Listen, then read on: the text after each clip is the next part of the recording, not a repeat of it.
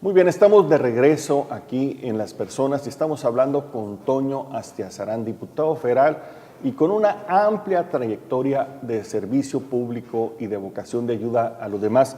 Toño, tú eres diputado federal, tú estás en la Cámara se está convirtiendo en un espacio muy interesante de debate de los grandes temas nacionales. Y hoy estamos en una coyuntura bastante interesante, ¿no? Hay una molestia de parte de la gente disparada por este tema de la desaparición de los normalistas. ¿Cómo analizas tú la coyuntura actual que está viviendo el país? Pues mira, Marco, definitivamente que el tema de la inseguridad es un tema que México ha venido arrastrando ya desde hace muchos años y que se ha combinado varios factores. Uno, sin duda, es la falta de crecimiento de nuestro país. México es un país que ciertamente pues tenemos, no sé, 120 millones de habitantes, de los cuales la mitad viven en pobreza, y esto es un tema que nos debe obligar a reflexionar respecto a qué está funcionando y qué no está funcionando del modelo económico. No me meto en la parte todavía de la parte de la seguridad, por un lado. Y por otro lado, sin duda alguna también, Marco, debemos de reflexionar qué está funcionando y qué no está funcionando en cuanto a la impartición y la procuración de justicia, porque lo malo no es solamente que se cometan delitos, lo malo es que al cometerse los delitos no se sancionen los responsables, en este caso que lo cometieron. Yo estoy seguro, exactamente, la impunidad. Yo estoy seguro que si, por ejemplo, alguien, como en el caso de Ayotzinapa, que afortunadamente hemos ido avanzando muy bien en los temas precisamente de la detención de los responsables, yo estoy seguro que si eso pasa, si se detienen a los responsables, si se les aplica todo el rigor de la ley, quien quiera volverlo a hacer la va a pensar más de 2 veces. Y a eso tenemos que llegar, por eso se me hace muy importante el paquete de reformas que ha presentado el presidente de la República, precisamente orientadas a terminar con algunas conductas que normalmente tienen tanto el crimen organizado como la propia autoridad, particularmente las autoridades municipales, porque ante la incapacidad de poderse defender contra un monstruo que es todavía mayor en cuanto a elementos y en cuanto a fortaleza, como lo es el crimen organizado, pues definitivamente que terminan siendo rehenes de lo que es el propio crimen. Entonces, yo siento que ahí tenemos un gran reto, pero ese reto tiene que partir de algo, y ese algo es que en este momento en México no estamos creciendo al ritmo que deberíamos de crecer. Y no habrá ni policías suficientes, ni equipamiento suficiente para los policías, ni sueldos incluso que sean suficientes para poder combatir el crimen organizado si antes no partimos de que México necesita crecer y crecer de una manera más rápida. Y esto te lo pongo como antecedente, Marco, porque ciertamente lo que en su momento se propuso el presidente cuando él tomó posesión y que lo anunció un día después en el castillo de Chapultepec, que fue el caso del Pacto por México, era que México necesitaba cambiar. Y para que México cambiara debería de haber una serie de reformas importantes para hacer que nuestro país sea un país más competitivo, más justo, en donde sea más barato vivir y donde sea más barato producir. Y yo creo que ahí, en esos dos temas, es precisamente el gran reto que tenemos como mexicanos, y sobre esos temas son precisamente la agenda en la que hemos venido trabajando.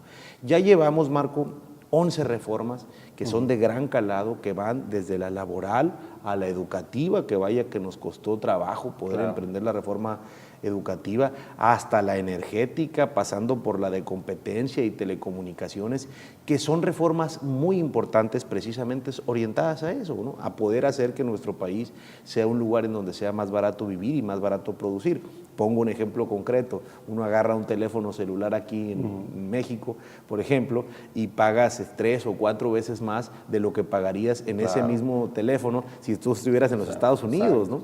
Y luego tú prendes la luz de tu casa y resulta que pagas 75% veces, y en algunos casos, como es el caso de la tarifa DAC, 300% veces más que los Estados Unidos por la electricidad. Y luego sales a la calle y el diésel te cuesta más caro y la gasolina te cuesta más caro. Entonces, finalmente todo esto tiene una explicación, y esa explicación era que era necesario poder hacer cambios de fondo en nuestro país para poder generar competencia en telecomunicaciones, para poder generar competencia en energéticos, que esto era un tema tabú en México que no se había podido lograr cambiar, y que ciertamente estos cambios, yo estoy seguro que en el corto, en el mediano y en el largo plazo nos van a permitir eso, que México crezca de una manera más acelerada, más rápida, y que ese crecimiento económico traiga una mejor calidad de vida, para que entonces sí los mexicanos encontremos en México un lugar propicio para que en lugar de sea tierra fértil para el crimen organizado, sea tierra fértil para inversiones, como es el paquete que recientemente anunció el presidente de la República para crear esas zonas estratégicas en nuestro país. Entonces, y curiosamente, Marco, después de estas reformas, y me viene a la mente el 94, ¿verdad? Cuando el presidente Salinas en aquel tiempo emprendió una serie de reformas importantes como la 27 constitucional, al 130, el Tratado de Libre Comercio de América del Norte, en fin, todas estas reformas que en aquel tiempo se dieron, cómo después de estas grandes reformas se vino un levantamiento armado, se vino el asesinato de Luis Donaldo Colosio, se vino el asesinato de José Francisco Ruiz Massieu, hubo una gran fuga de capitales que nos originó un problema serio en cuanto a devaluación y en cuanto a inflación en nuestro país. Y curiosamente, es una reflexión muy personal, pero cómo después de grandes reformas vienen ese tipo. Sí, tienes mucha razón. O sea, el tema de fondo de este país es que no estamos distribuyendo la riqueza que se está creando, ¿no? Recientes cifras sí hablan de que los 10 mexicanos más ricos, su fortuna significa la mitad de los ingresos de los hogares de este país. O sea, sí producimos, pero no lo distribuimos mal. La desigualdad nos está creando pobreza. Ese es el tema de fondo y es lo que atacó el paquete de reformas del presidente. Pero también hay que decirlo, atacó muchos intereses creados, ¿no? Exacto. Igual que en el 94, hoy se vuelven a afectar esos intereses. ¿Tú crees que todas estas protestas, aún con todo lo razonable que está detrás de ellas, sea algo espontáneo o también está como que empujado? Porque el presidente en 2 meses pasó de ser un gran líder nacional a una persona negativamente calificada en este país. Muy extraño, ¿no, Toño? Absolutamente, Marco. Yo en lo personal no tengo, por supuesto, todos los elementos para poderlo acreditar, pero no deja de sorprenderme, por ejemplo, cómo hay algunos intereses en que quisieran hacer ver al presidente de la República como si él hubiera sido el que hubiese ejecutado, o alguna policía federal, ¿verdad? El que hubiera ejecutado a los muchachos, a los jóvenes normalistas, ¿no? Entonces, esto me trae a colación, hay responsables, por supuesto que los hay, y esos responsables hay que meterlos por un lado a la cárcel, los autores materiales e intelectuales de los asesinatos, aparentes asesinatos que pudieran haberse suscitado en Ayotzinapa, pero por otro lado también hay que entender que este tipo de reformas trajo como consecuencia la afectación de intereses, gente que le hubiese gustado que las cosas se hubieran quedado como estaban. Estamos de grandes ganancias que con este nuevo marco legislativo pues ya no se van a dar, ¿no? O sea, se movió el árbol. Se movió el árbol, y ese árbol se movió para mejorar al ciudadano, porque finalmente el ciudadano, si antes pagaba, por ejemplo, por telefonía 10 pesos, ahora va a tener la oportunidad de poder tener otras opciones, y esas opciones a lo mejor... Y alguien está dejando de ganar eso. Exactamente. Oye, pues no es posible, Marco, que tengamos a más de la mitad de los mexicanos en pobreza y tengamos al hombre más rico del mundo en nuestro país, ¿no? Claro. Hay algo que no está funcionando bien, ¿no? Claro. Y luego está muy extraño que hay esta perfecta orquestación entre las protestas nacionales y las internacionales. Me llamó la atención, la semana pasada, más de 43 ciudades de Estados Unidos, casi cronometrado con reloj, protestaron. Ojalá tuviéramos una participación ciudadana de ese tipo. Ojalá que las redes nos estuvieran ayudando a articular, porque hay muchos temas que abordar en este país y como tú bien lo dijiste, tiene que ser a través del debate y de encontrar soluciones en las que todos acordemos. Pero no deja de salir dentro de las dudosas, del sospechosismo del mexicano que se dé así, ¿no? Y después se nos olvida que un presidente débil en realidad afecta a todo el país. México es el presidente y como le vaya al presidente, le va a ir como al país. A mí me extraña que de la nada de pronto aparezcan estas posturas de que renuncie el presidente. Y yo me trato de volver hacia atrás y ver qué causa. ¿De qué otra forma se pudo haber enfrentado, Toño, los problemas que tuvimos con la desaparición de los normalistas? ¿Había otra manera de hacerlo? No, bueno, yo creo que definitivamente la mejor manera de poder enfrentar el problema, además de, por supuesto, sancionar a quien corresponda, como se ha venido haciendo con las detenciones que ya se han dado, que son detenciones importantes para que no vuelva a suceder. Otro tema importante era precisamente el paquete de reformas que se presentaron para evitar que este tipo de sucesos se presenten en el futuro y que no tengamos, y a mí me pasó como presidente municipal, un presidente municipal, por ejemplo, ahorita que detenga a la tuta aquí enfrente, pues resulta que si no tiene una base de datos y una coordinación ese policía municipal, en el momento en el que está deteniendo a la tuta aquí enfrente, no se va a enterar que es la tuta.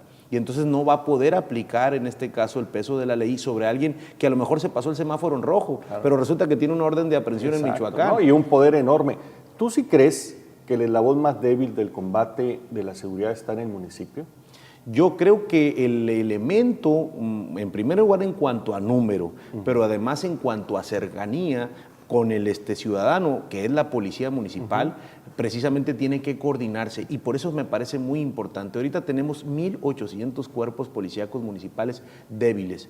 Pasaríamos de 1,800 cuerpos policíacos municipales débiles a 32 estatales, que esperemos sean más capacitados, más coordinados, más fuertes, evidentemente, para poder enfrentar con estrategia el crimen organizado, cuando es el caso que se inmiscuye el crimen organizado, porque hay que decirlo, no es que esté en todo el país, hay ciertas regiones en lo particular en las que está más inmiscuido. Entonces yo creo, Marco, que al haber más elementos de policía municipal que estatales y que federales, en Hermosillo, en Obregón, en Guaymas, en cualquier municipio de nuestro estado, de nuestro país, la mayor cantidad de elementos son los policías municipales. Por eso me parece muy importante que el policía municipal atienda una estrategia en la que se integre junto con el Estado y la Federación para que no se preocupe si se pasó el semáforo en rojo, sino que también, además de preocuparse de eso, tenga la posibilidad técnica, tecnológica incluso, para poder saber si la persona que está deteniendo... El crimen se ha especializado y se vuelve mucho más complejo su ataque. Y hay que decir, también se ha invertido mucho en recursos. Prácticamente están los números, se ha invertido lo mismo de lo que está proponiendo el presidente Obama para reforzar las policías en Estados Unidos y no hemos tenido resultados. Tiene que ver con la estrategia no nos está funcionando, tenemos que modificarla. Lo peor sería esperar resultados diferentes haciendo las cosas por igual. Yo lo veo y el presidente intentando. Me gustaría que hiciera más, que apretara más, pues puede ser una opinión personal, pero está intentando, está proponiendo cosas, no se está quedando varado. Y algo muy interesante, Toño, que tú lo dijiste, en el paquete, el decálogo que propone el presidente propone dos elementos. Uno, el ataque a la desigualdad en las zonas más marginadas, a través de estas zonas, a través de estos enfoques. Y por otro lado, el ataque al efecto, que es la inseguridad. Y eso me parece también que parte de un diagnóstico muy honesto, ¿no? Muy honesto. Y que finalmente busca, Marco, atender el problema desde la raíz y que no sea nada más como comúnmente a veces tenemos la tentación de quienes hemos sido presidentes municipales, decir, voy a comprar más patrullas, o voy a comprar más radios, o voy a comprar más chalecos. No es un tema de eso, finalmente es un tema más, como lo dices tú, de estrategia y que se integre en este caso la información, que se comparta la información, que esto es un tema muy sensible, Marco, porque normalmente los policías municipales tienden a no decirle nada a los estatales no les dicen a los municipales ni a los federales, entonces tiene que haber más integración y tiene que haber más compartir y vigilarse, ojo, porque también eso sirve. Cuando uno comparte la información, yo sé qué está haciendo el otro y el otro sabe qué estoy haciendo yo. Y finalmente eso nos ayuda para poder vigilarnos mejor entre nosotros y que no haya sorpresas después en lo que es la aplicación de la justicia. Muy bien, estamos hablando con Toño Astiazarán, estamos hablando de la coyuntura nacional, lo que está de fondo, lo que vale la pena analizar para estar bien informados,